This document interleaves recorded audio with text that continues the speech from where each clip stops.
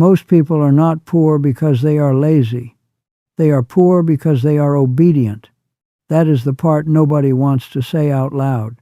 Society trains you to believe that if you keep your head down, work hard, stay busy, and prove you are tired, money will eventually respect you. But I have watched that belief ruin lives. I have seen people with calloused hands, disciplined schedules, and decent hearts end up exhausted, underpaid, and quietly bitter, while somebody with better judgment, better positioning, and better leverage walked away with 10 times the reward for a fraction of the effort. That offends people because they want life to be fair. I understand that. But fairness is not the engine of wealth. Leverage is, judgment is, ownership is, patience is. If you miss that, you can spend your whole life climbing a ladder that was leaning against the wrong wall. The first lie you are taught is that effort and reward move in a straight line. They do not. That is factory thinking. That is how you train people to become reliable parts inside somebody else's machine.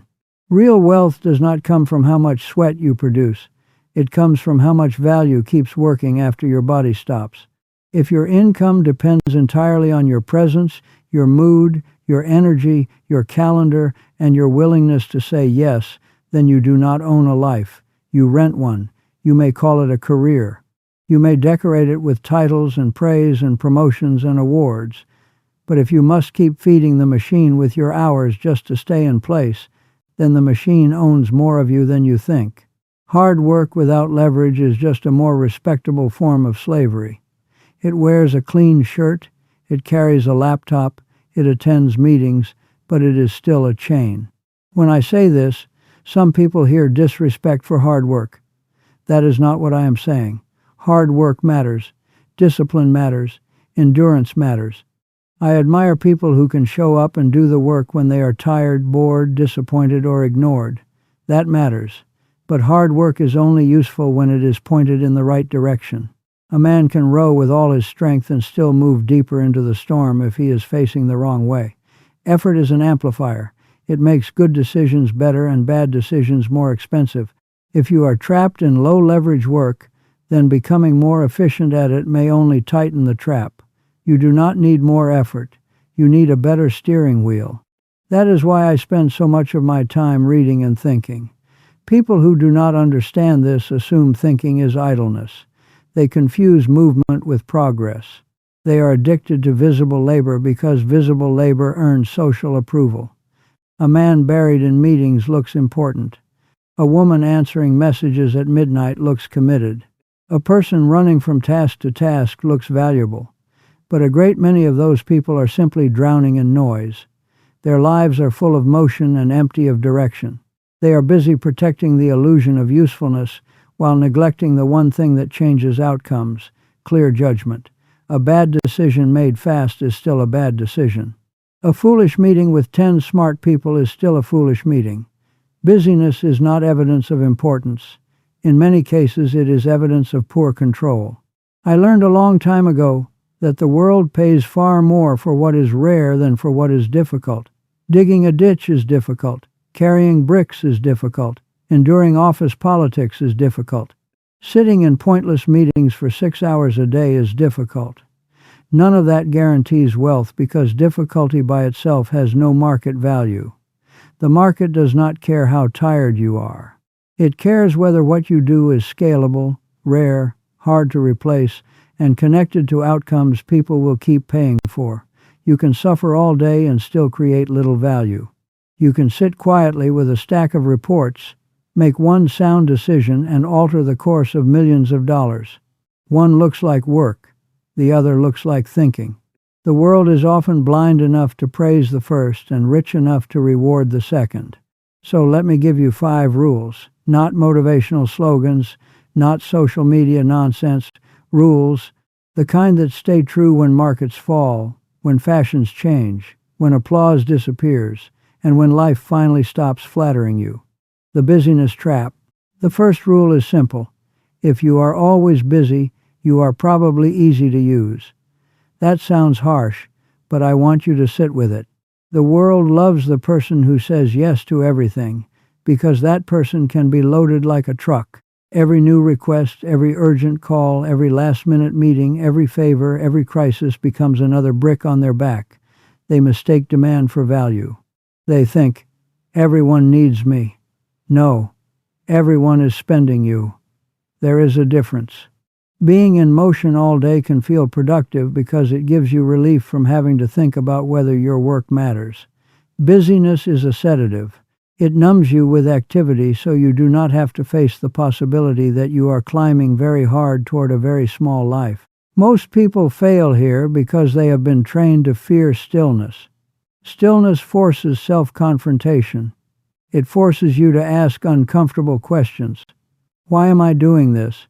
Who benefits if I continue? What happens if I get twice as efficient at something that is not building wealth? Why do I spend my best hours reacting to other people's priorities? Those questions are dangerous because the answers may require a change in identity, and most people would rather preserve a familiar prison than walk into an uncertain freedom. Think of your time like a battery. Every meeting, every interruption, every shallow task drains it. If all your charge goes into keeping small things alive, then nothing large can ever be built.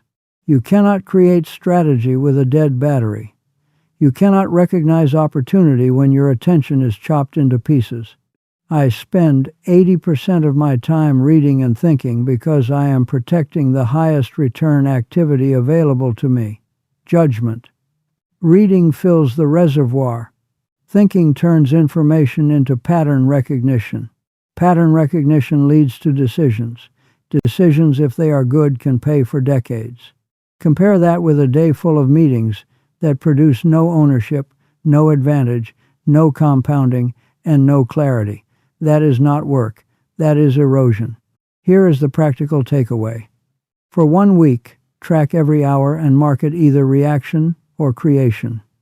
Reaction means meetings, messages, errands, approvals, and cleanup. Creation means reading, deep work, designing systems, learning valuable skills, studying industries, analyzing opportunities, or building something that can outlive the hour you spent on it. Then look at the ratio without lying to yourself. That ratio is a mirror. If your life is mostly reaction, do not wonder why you feel stuck. You are living inside other people's agendas. The leverage law. The second rule is this: your hands can only do so much, but your decisions can scale without asking your body for permission. Wealth comes from leverage. Labor is linear. Leverage is exponential. If you work 1 hour, you get 1 hour of output. That is labor. If you write software, own shares, build systems, create intellectual property, manage capital wisely, or develop a reputation that attracts opportunities while you sleep, that is leverage. The difference is enormous. Labor is a bucket. Leverage is a pipeline. One must be filled every day. The other keeps flowing if it is built correctly. Most people fail here because they are trapped in moral confusion. They secretly believe that easy money is immoral and hard money is noble. So they keep choosing the path that feels virtuous rather than the one that compounds. They worship exhaustion because exhaustion can be displayed. You can show tiredness. You can tell stories about sacrifice. You can wear stress like a medal. But ownership is quiet. Good investing is quiet. A well-designed system is quiet. A great business model is quiet. Reading for 4 hours and making one superb decision is quiet. The ego hates quiet progress because quiet progress gets less applause. Imagine 2 men. One carries water from the river every day with buckets over his shoulders. He is admirable. He works hard. He sweats. He is praised. The second man spends months building a pipe. During that time, the first man laughs at him. Why are you sitting there drawing diagrams? Why are you measuring the ground?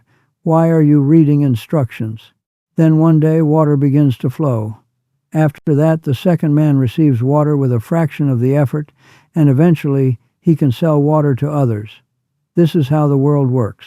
The crowd usually respects the man with buckets until the man with the pipeline starts collecting the money.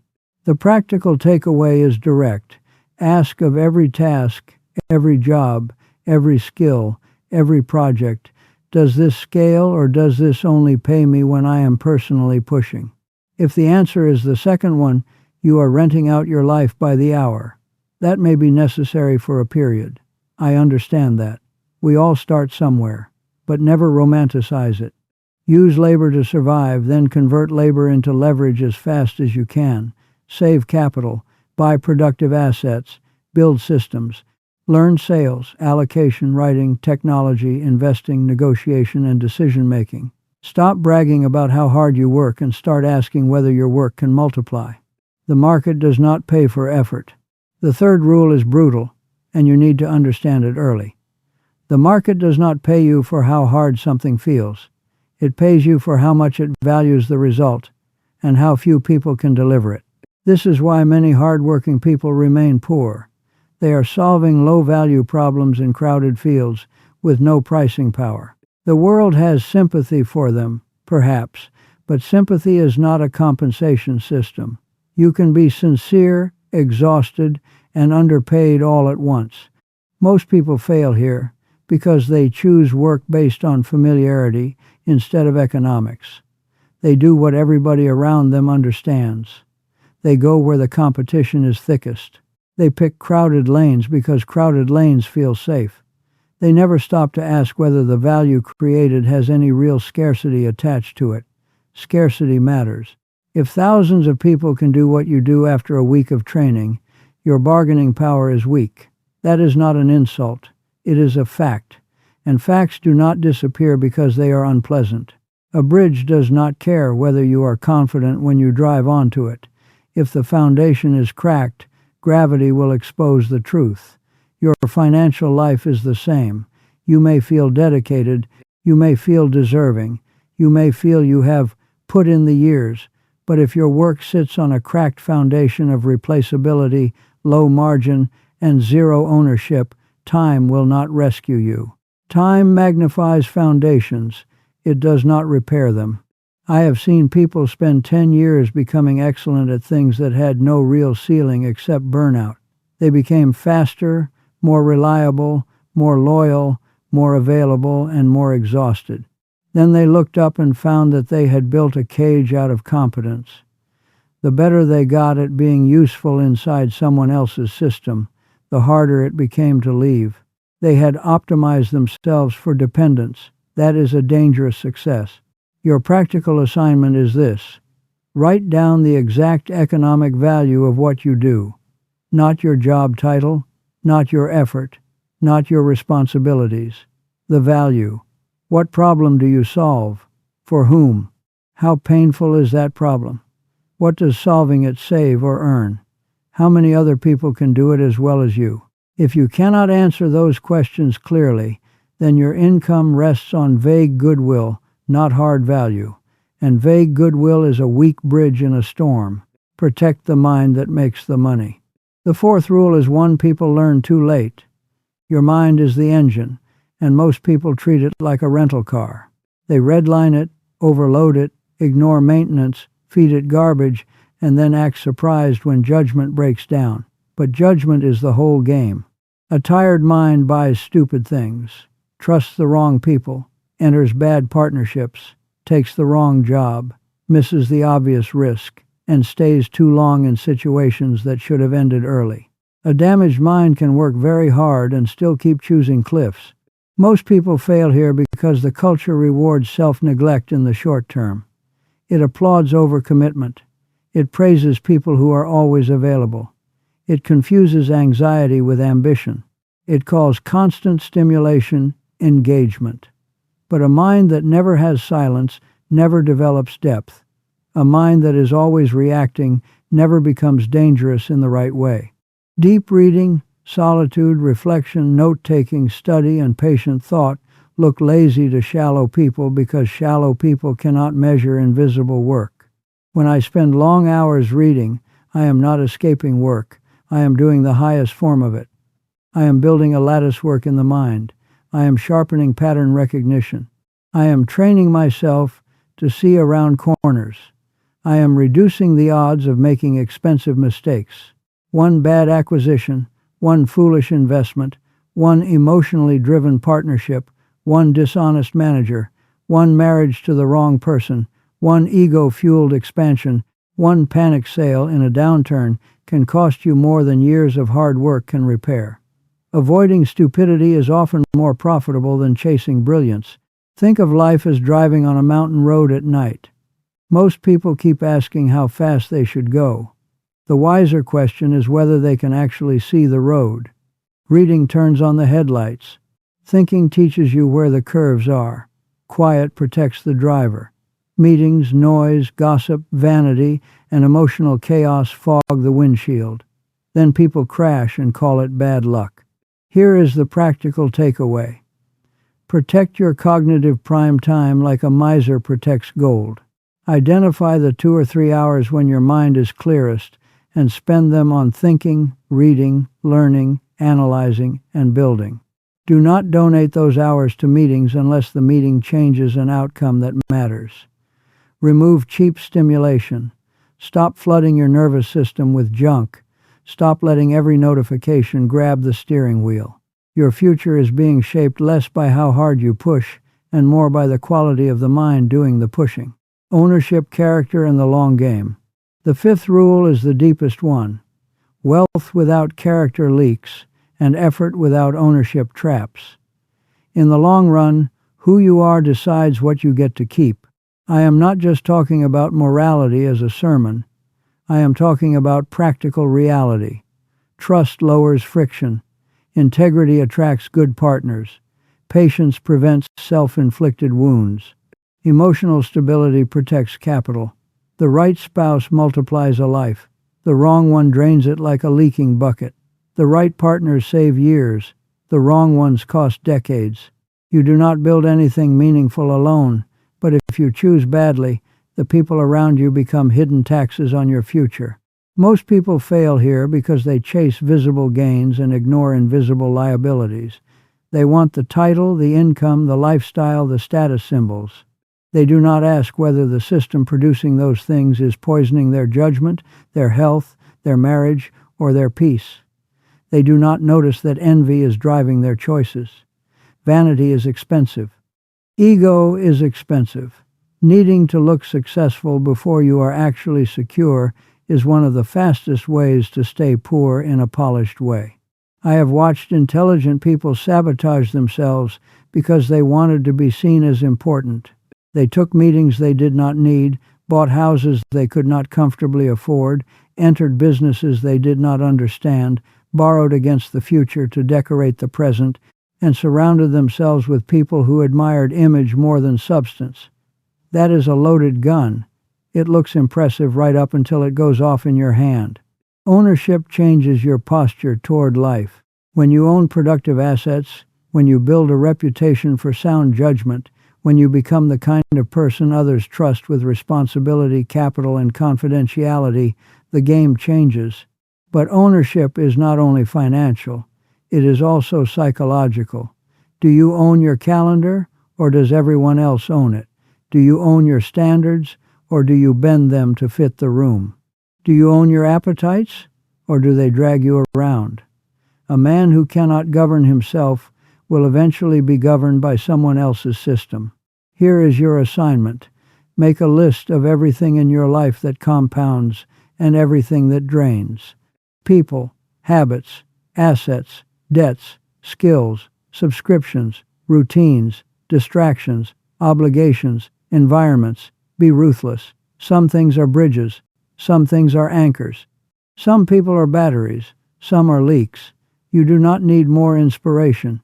You need fewer leaks. Wealth is often less about pouring in more and more about stopping what is quietly draining the container. Now let me tell you the deeper truth beneath all of this. The real danger of hard work without leverage is not just that it keeps you poor. It trains you to accept a life where your worth is measured by depletion. It teaches you to believe that being used is the same as being needed. It conditions you to think exhaustion is evidence of virtue. Over time, that belief gets into your bones. Then, even when freedom becomes possible, you do not know how to live without chains. You feel guilty when you think. You feel lazy when you rest. You feel anxious when the calendar is open. You crave noise because silence might reveal how much of your life has been spent serving systems that would replace you in a week. That is why so many ambitious people feel stuck not only financially but mentally. They are not just overworked, they are overconditioned.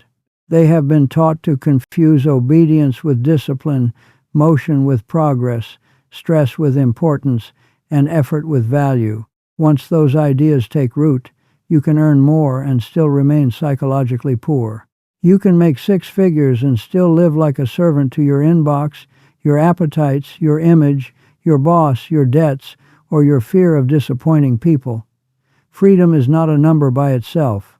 It is the ability to think clearly, choose deliberately, and refuse what should be refused. And let me say something even harder. The wrong kind of hard work can damage your soul. It can make you resentful, sharp-tongued, emotionally unavailable, and numb. It can turn you into a machine that produces and consumes but does not really live. It can cost you your children's trust, your marriage, your health, your curiosity, your friendships, and your ability to sit in a room without reaching for distraction. If money comes at the cost of your mind, your character, or your capacity to love well, the bill is larger than it looked. At the end of life, nobody is saved by looking busy. Nobody is comforted by all the meetings they attended. Nobody says, "I wish I had answered more email, accepted more nonsense, and spent less time thinking." What matters is whether you built a life with integrity, sound judgment, useful work, honest relationships, and enough freedom to direct your own mind. What matters is whether the people who know you best trust your character more than they admire your success. What matters is whether you became a person whose presence brought clarity instead of chaos, steadiness instead of drama, and substance instead of performance. Money matters. Of course it matters. Poverty is hard. Dependence is hard. Financial ignorance is expensive. But money is still only a tool. It is a magnifying glass. It reveals more of what is already there. If you are foolish, money gives your foolishness a bigger stage. If you are vain, money decorates the vanity. If you are calm, patient, and principled, money becomes useful. It becomes a servant instead of a master. So do not worship hard work by itself. Respect it, yes. Use it, yes. But do not bow to it blindly. Hard work is the engine, not the map. Without leverage, it burns fuel and goes nowhere. Without judgment, it accelerates into walls. Without character, it eventually destroys what it builds. Learn to think. Learn to say no. Learn to read deeply. Learn to protect your mind. Learn to own instead of merely serve. Learn to recognize the difference between carrying buckets and building pipelines. Because in the end, the real goal is not to die rich and admired by strangers. The real goal is to build a life that is internally free, externally useful, financially resilient, and morally intact. A life where your work serves your values instead of replacing them. A life where your money buys time to think, people to help, risks to take, and peace you do not have to pretend to feel. A life where success does not require you to become someone you would not trust. That is wealth. The rest is costume jewelry.